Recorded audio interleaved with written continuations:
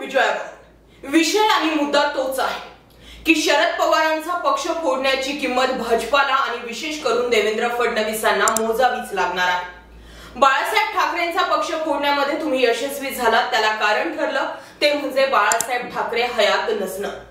मात्र या ठिकाणी शरद पवार हयात आहेत आणि त्यामुळे कितीही काही जरी झालं तरी सुद्धा शरद पवार त्यांचा पक्ष वाचवून दाखवतील आणि पुन्हा एकदा देवेंद्र फडणवीसांना मात देऊनच दाखवतील अशी चर्चा आता जोर धरू लागली।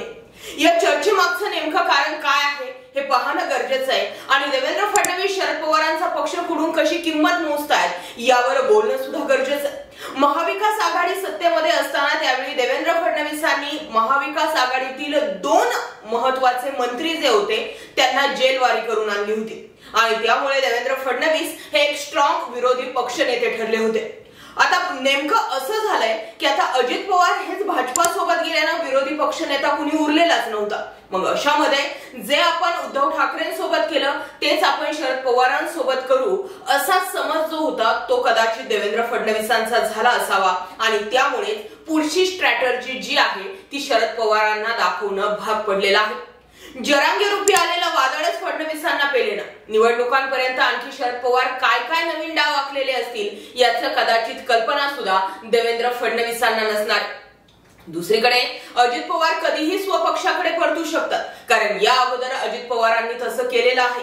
अजित पवार आणि शरद पवारांचा घरोबा लक्षात घेणं गरजेचं। यांचे कुठलेही कार्यक्रम असू द्या हे एकत्र दिसतात। एखादा राजकीय व्यासपीठ जरी असेल आणि दोघांनाही जर निमंत्रण आमंत्रण असेल तर हे दोघं त्या ठिकाणी सुद्धा उपस्थित होतात। याचाच अर्थ काय, आतून तर हे अजूनही एकच आहे। मग पडद्यासमोर एकी करायला यांना कितीसा वेळ लागणार आहे आणि नेमका आजच्या मुद्द्यातून मला काय सांगायचं आहे हे पुढच्या तुम्हाला 2 ते 3 मिनिटांमध्ये समजणार आहे। त्यासाठी हा व्हिडिओ तुम्हाला शेवटपर्यंत पाहणं सुद्धा तितकंच गरजेचं आहे। नेमकं घडलंय का? ठाकरे आणि शिंदे गटासोबतच आता राष्ट्रवादीच्या अजितदादा गट आणि शरद पवार गट यांच्या पक्षावरील दाव्याबद्दल सुद्धा आता कोर्टामध्ये लढाई सुरू झालेली आहे आणि याच ठिकाणी सीन चेंज होणार आहे। ज्या पद्धतीने शिंदेंनी बंड केलं अगदी त्याच पद्धतीने भाजप रूपी महाशक्ती अजितदादांच्या मागेही उभी राहिली होती। मात्र यावेळी शिंदेंनी ज्या चुका केल्या त्या चुका अजित पवारांनी टाळाव्यात म्हणून या महाशक्तीकडून अगदी सूत्रबद्ध पद्धतीने स्क्रिप्ट तयार करण्यात आलेली होती। परंतु म्हणतात ना, मांजर कितीही डोळे बंद करून दूध पित असली तरी तिला संपूर्ण जग हे पाहत असतच। शरद पवार देखील साधे नाहीत। अजित पवारांचा डाव त्यांच्याच अंगावर कसा उलटवायचा हे त्यांना चांगलंच माहिती आहे। अजित पवार यांनी बंड केलं असलं तरी पक्षावर दावा दाखल केल्यानंतर आता त्यांनीही शिंदेंप्रमाणेच काही प्रश्नांची उत्तरे अनुत्तरित ठेवलेली आहेत। त्यामुळे दादांचा पक्षावरील दावाही धोक्यात येतो। हो, हाच खरा तर पॉइंट आहे।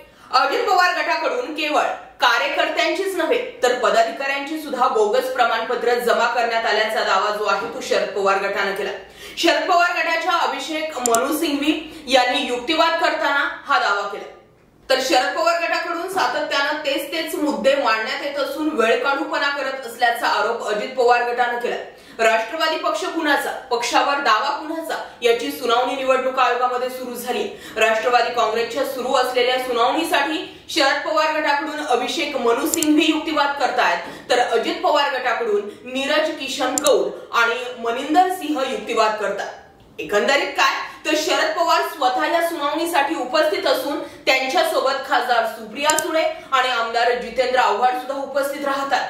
तर अजित पवार गटातर्फे पार्थ पवार निवडणूक आयोगामध्ये उपस्थित आहे। आता सांगा, पार्थ पवारांना तिथे निवडणूक आयोगात उपस्थित करून नेमकं काय साध्य होणार आहे? आता आपण काही काळ मागे जाऊया।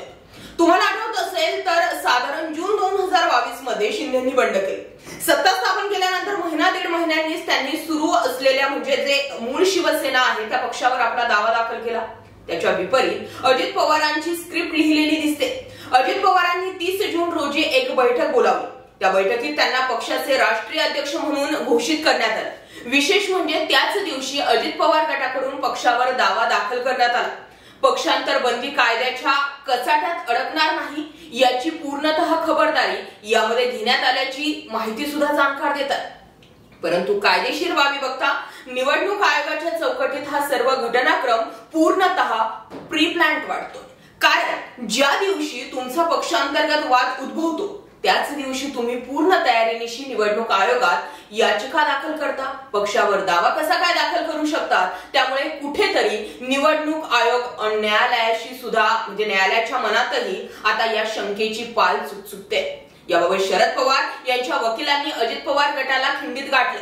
यातील एक गंमत म्हणजे काय माहितीये, 3 जून रोजी अजितदादांनी स्वतःला पक्षाचा अध्यक्ष म्हणून घोषित केलं असलं तरी 2 जुलै म्हणजे उपमुख्यमंत्री पदाची शपथ घेतल्यानंतर झालेल्या पत्रकार परिषदेत त्यांनी शरद पवार हेच पक्षाचे अध्यक्ष असल्याचा दावा केला होता. त्यामुळे एकीकडे स्वतःला पक्षाचं अध्यक्ष म्हणून घोषित करायचं आणि दुसरीकडे शरद पवार अध्यक्ष असल्याचं बोलायचं. यामुळे कोर्टात पुन्हा अजित पवार गटाचं पारडं जे आहे ते उघडं पडलं. दुसरीकडे राष्ट्रवादीचे राष्ट्रीय सरचिटणीस म्हणजे कोण, कुंवर प्रताप सिंह हे शरद पवार गटाकडे, तसंच प्रतिज्ञापत्रकही त्यांनी दिलेले आहेत. असं असताना अजित पवार गटाकडून कुंवर प्रताप सिंह यांची खोटी सही करून त्यांचं बोगस प्रतिज्ञापत्र जमा करण्यात आलं असल्याचा दावा सुद्धा आता शरद पवार गटाने केला. म्हणजेच काय तर अजित पवार गटाकडून खोटी कागदपत्र जमा करून निवडणूक आयोगाची दिशाभूल करण्यात येत असल्याचा दावा शरद पवारांचा अगदी स्ट्रॉंग ठरतो. आणि त्यामुळेच पवारांनी खेळलेली जी चाल आहे ती चाल उलटी पडणार नाही याची 100% शाश्वती पवारांना.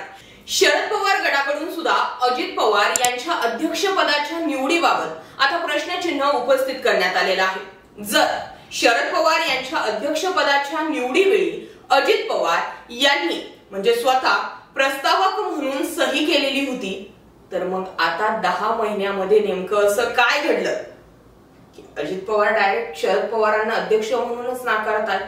बरेचसे पॉइंट्स जे आहेत ते पॉइंट्स कदाचित फक्त शरद पवारांना माहित होतं, म्हणून जी स्क्रिप्ट अजितदादांच्या बंडाच्या वेळी लिहिलेली गेली होती त्या स्क्रिप्ट मध्ये काही या चुका होत्या. येतं हे लक्षात. आता या सगळ्या घडामोडींमध्ये काय झालंय की अध्यक्षपदी दावा केला असा सवाल जो आहे तो अजित पवारांना विचारला. अजित पवार राष्ट्रीय अध्यक्ष नेमकं कधी झाले, बरोबर? अध्यक्षपदाच्या निवडीबाबत राष्ट्रीय अधिवेशन कधी घेतलं, अध्यक्षपदासाठी त्यांनी अर्ज कधी केला, ती तारीख काय होती, अशा बऱ्याचशा प्रश्नांच्या विळख्यामध्ये जे आहेत ते अजित पवार सध्या अडकलेले आहेत. आणि अशा सगळ्या घडामोडींमध्ये अध्यक्ष पदाच्या निवडीवेळी निवडणूक निर्णय अधिकारी नेमकं कोण होते असे प्रश्न जे आहेत ते शरद पवार गटाच्या वकिलांनी अजित पवार गटाला केले. अजित पवार यांच्या अध्यक्षपदाच्या निवडीबाबतच्या बैठकीचं कव्हरेज कोणत्या चॅनलवर पाहायला मिळालं का असा सवाल सुद्धा शरद पवार गटाकडून करण्यात आलेला होता. बर, अजित पवार गट आणि शरद पवार गटाकडून पक्षावर आपलाच दावा कायम ठेवण्यासाठी कोर्टामध्ये लढाई सुरू असली तरी अजित पवार गटाकडून सांगण्यात आलेला घटनाक्रम कुठेतरी शंकेला वार निर्माण करणारा ठरत आहे. आधी पक्षावर दावा दाखल करायचा आणि नंतर सत्तेत सहभागी व्हायचं हा पक्षांतर बंदी कायद्याला बगल देण्याचा प्रकार असल्याचं सुद्धा म्हणण्यात आलेलं आहे.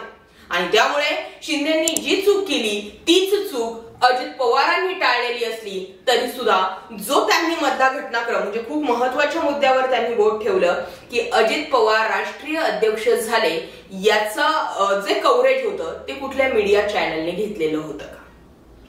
एकंदरीतच काय तर चारही बाजूने चीट करण्याची प्लॅनिंग जी आहे ती शरद पवारांनी आखलेली.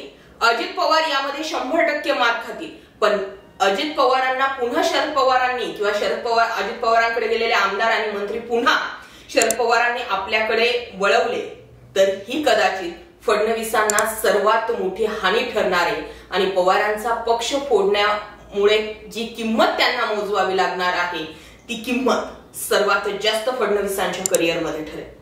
याबाबत तुमचं काय मत आहे जरूर व्यक्त व्हा. मुद्दा आणि विषय आवडला असेल तर जास्तीत जास्त लोकांपर्यंत आवर्जून शेअर करा आणि तुमचं मत व्यक्त करायला अजिबात विसरू नका. जय महाराष्ट्र पब्लिक.